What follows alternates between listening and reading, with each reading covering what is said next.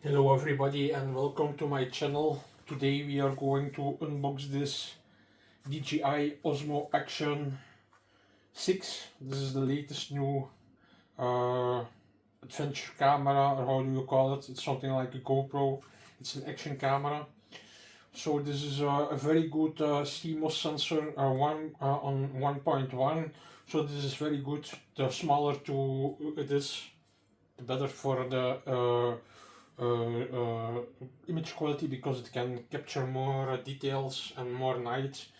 So yeah, 4 hours battery time or something. Then you have 50 gigabytes inside storage, and then also here 20-meter waterproof. So this is where you put the battery in, and